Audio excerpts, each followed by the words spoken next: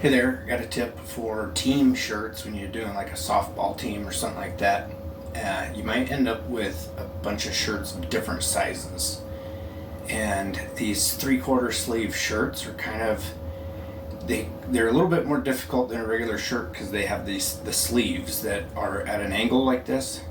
And a couple of things that you'll want to do is take your different sizes and lay them out on your platen and see where they are in your grid, see where these lines are, and make sure that when you make your image and you set up your file, your print file, you're going to put your shirts on here the same way every time, small or large.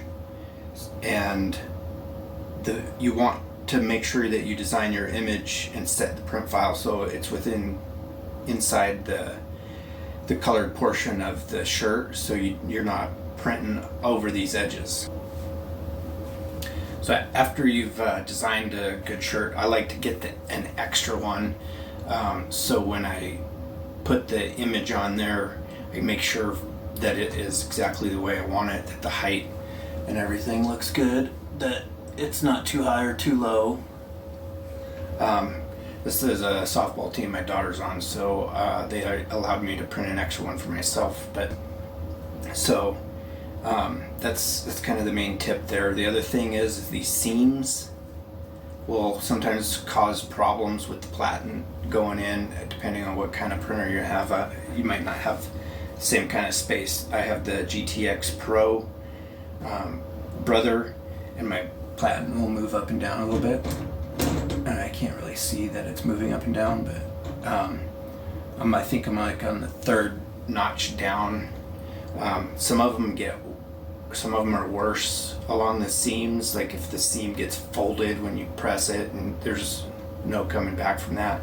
But when you first press it, it will save you a lot of trouble if you just make sure that seam is going straight along this, it's folded the same way, so when you press it, it keeps it fairly straighter seam.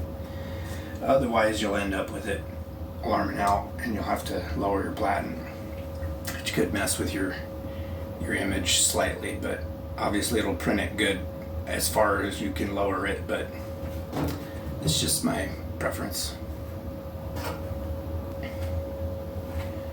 When you're making sure that the seams are correct, my Brother GTX Pro has the button to let me move the platen in and out. It went all the way in without hitting, so I know it's going to be okay